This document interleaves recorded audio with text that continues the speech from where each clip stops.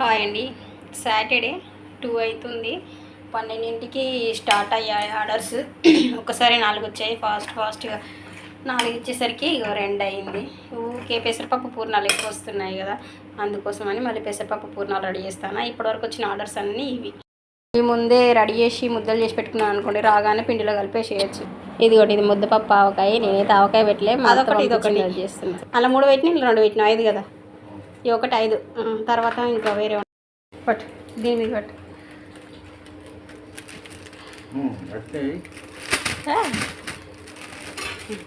ఒకటి అయిపోయింది, రబ్బరేసి.